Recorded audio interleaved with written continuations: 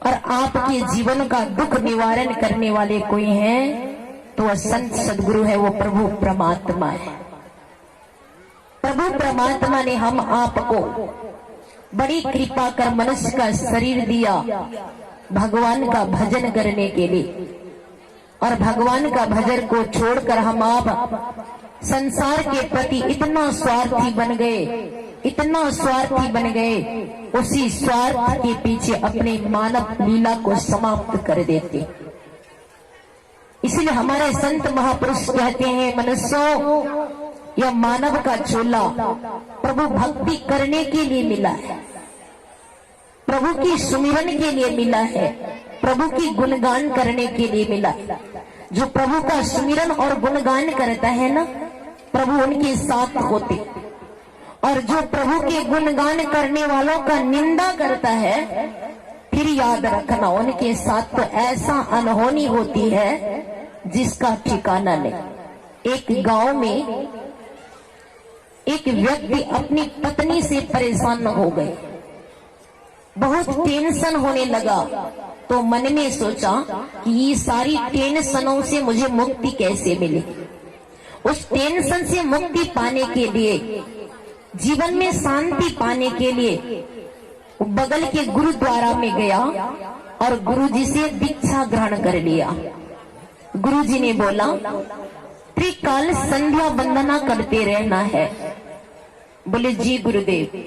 वह भक्त घर आया और ब्रह्म बेला 3 बजे ब्रह्म मुहूर्त में ध्यान करने लगा। फिर सुबह नहा धो करके भी ध्यान करता था घूंघट लेकर, ताकि मच्छर उच्छर कुछ ना काटे। उसके बाद संध्या के समय में भी घर के कोने में बैठ के ध्यान अभ्यास करने लगा। उनकी पत्नी देखती है 2-4 रोज से कि आखिर आजकल इसको क्या हुआ है। घर के कोने में बैठते हैं और चादर ओढ़ के अब भीतरे भीतर क्या करता है, कहीं कोई टोना जादू तो सीख नहीं लिया हमें घर से निकालने के लिए।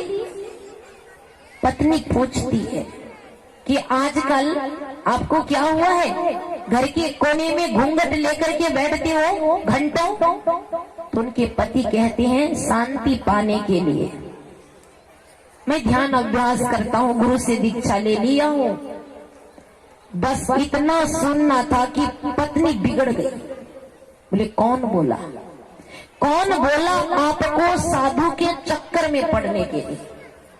मैं तो पहले से ही कहती थी, ये साधु महात्माओं के चक्कर में पड़ना मत, ये साधु महात्मा हमें धारता नहीं। अरे साधु महात्मा का संगति करने से हमारे संत कबीर कहते हैं बिगड़ी बनेगी। और यहाँ पर इस भक्त की धर्म पत्नी कह रही है क्या, बोले हम लोग को साधु महात्मा धारता नहीं है। कौन बोला आपको कंठी लेने के लिए। जाइए चुपचाप अपने गुरुजी के पास और कंठी घुमा के दे दीजिए। कंठी घूमता है क्या, कंठी घूमता है नहीं घूमता है, पर घूमने वाला गुरु जरूर दुनिया में निकल गया। खाने का मन हो तो कंठी खोल लेना और खा लेना, फिर नहा लेना, फिर कंठी पहन लेना।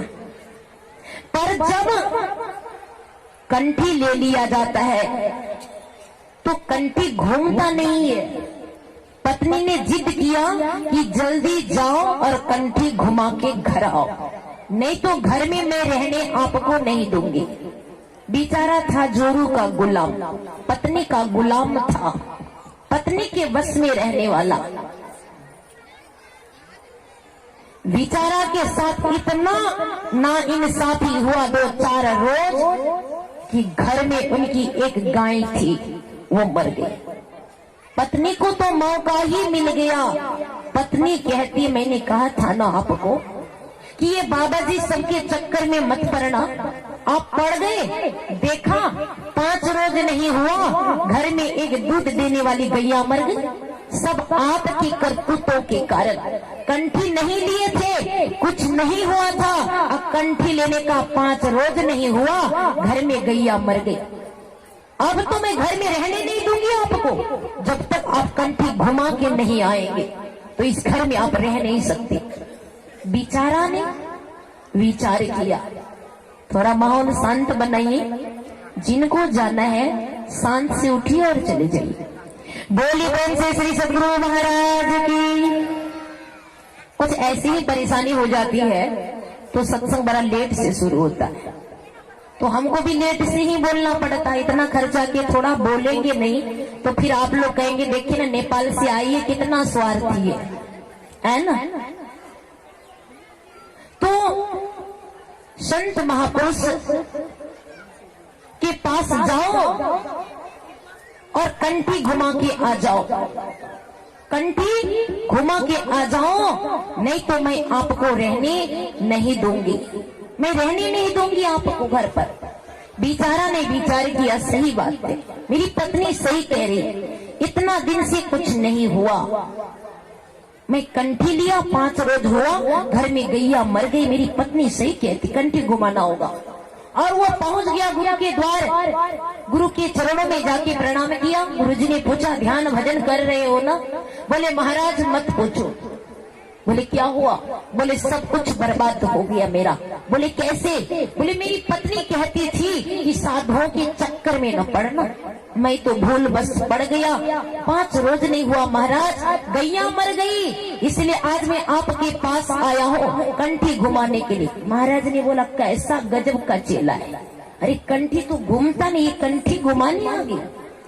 यदि गुरु महाराज सोच रहे हैं यदि कंठी घुमाएगा तो इनकी जिंदगी बर्बाद हो जाएगी, और महात्मा तो संत सरल चित्त जगत हित जानी स्वभाव सने, बाल विनय सुनी करी कृपा राम चरण रति। संत सीधे साधे होते, जगत के हितकारी और कल्याणकारी होते, और ऐसे भक्तों के ऐसे संतों के हृदय में प्रभु मुस्कुराते हुए वास करते। तो इस महात्मा ने विचार किया इनकी जिंदगी खराब न हो। महात्मा ने बोला अरे कंठी घुमाने आए, बड़ी अच्छी बात है, सुनो। उस दिन ना हमें बड़ी धड़फड़ी थी, मैं एक बात बोलना भूल गया था। बोले कौन सा बात?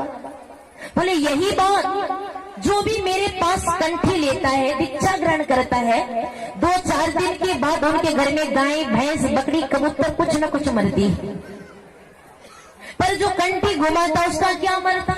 बोले महाराज क्या मरता है? बोले सुनो, कहते हैं चिलवारे कनठी जे घुमैमा तोर कनियन जे मरतो, तोर कनियन जे मरतो रे। मंजूर हो तो घुमा लो। अब सोचा अरे बाप, अगली बार बिहा किया 9 लाख लिया, कन्या मर के बिहा करूंगा तो देना पड़ेगा यूपी वाला की तरह, है ना। बोले बाबा मैं अपना कन्या से पूछ के आता हूँ। बोले जा जा पूछ के आजा, तेरी कन्या राजी हो जाए तो मैं अभी का अभी कंठी घुमा लूंगा।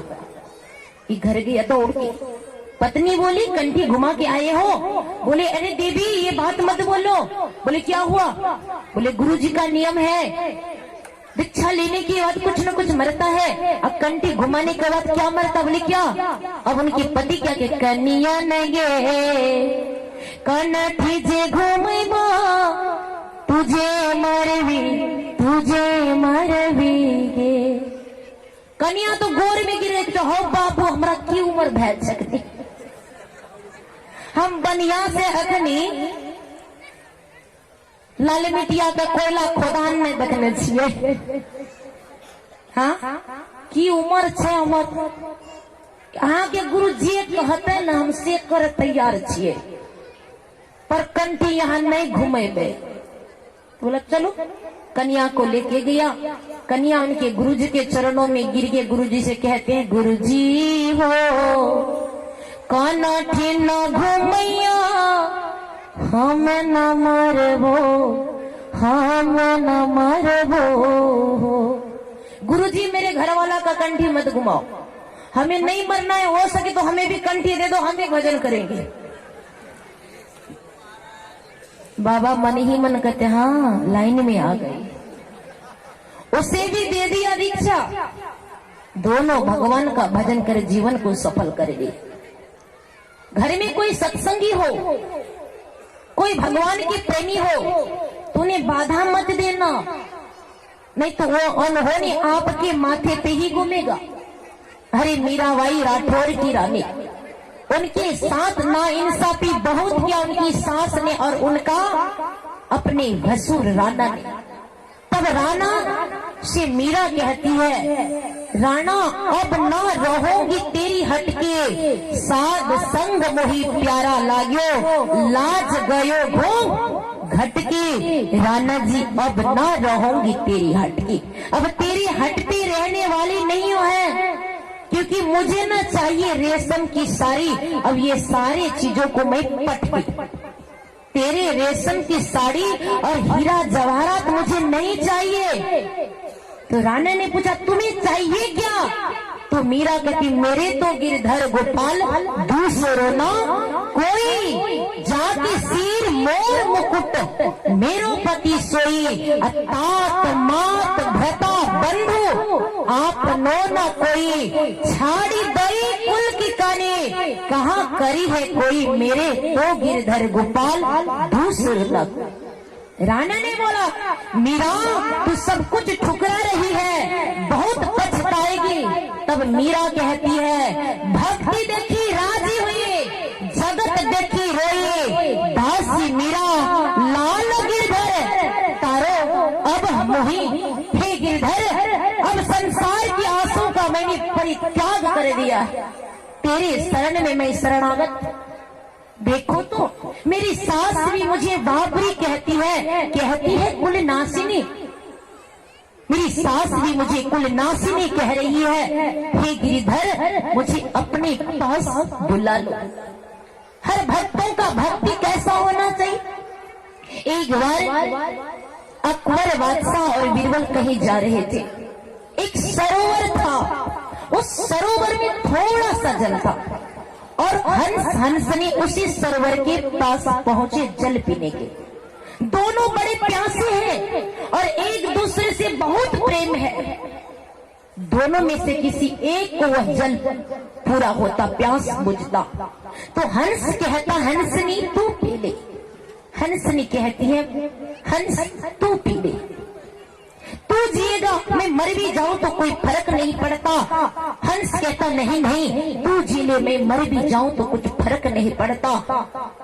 इसी में दोनों मरे हुए हैं, जल पिए बगैर। अकबर बादशाह ने बीरबल से पूछा कि बीरबल न बाण लगा है, न घाव है, न कोई पीड़ा है, जल भी पास में पर दोनों मरा हुआ है, क्या बात? बीरबल कहते हैं महाराज अकबर बादशाह सलामत सुनिए, क्या कहते? जल थोड़ा प्रीत घना प्रेम के लागे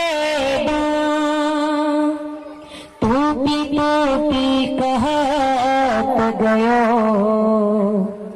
निकल गयो रे प्राण। प्रेम की बाण लग गया है, टूटी टूटी कहत गयो निकल गयो रे प्राण। भक्तों के अंदर भाव कैसा होना चाहिए। अरे प्रेम छिपाई ना छिपे, प्रेम छिपाई ना छिपे, जागत प्रगट हो, देखे मुख भोले नहीं, नैन देखे सो रोए।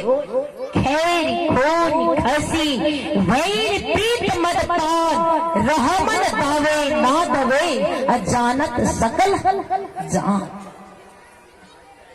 इतना ही नहीं कि प्रेम खिलनवा यही स्वभाव, तू चली आवो कि मुही बिलाओ। प्रेम का ये ऐसा रीति है कि हे प्रभु तू मुझे बुलाओ या फिर मुझे अपने पास बुला लो। प्रेम खिलनवा यही विशेष, तू मुही देखो कि मैं तो ही देख, बस तू मुझे देखते रहा और क्या मैं तुझे देखूं, किसी औरों को न देखने दूं, न खुद किसी औरों को मैं देखूं। ऐसी भाव जब भक्तों के हृदय में जागृत हो जाए प्रभु के प्रति, तब क्या होगा जानते? गुरु की मोहब्बत में वो ताकत है जो खुद को फिदा कर दे, गुरु की मोहब्बत में वो ताकत है जो बंदे को खुदा कर दे।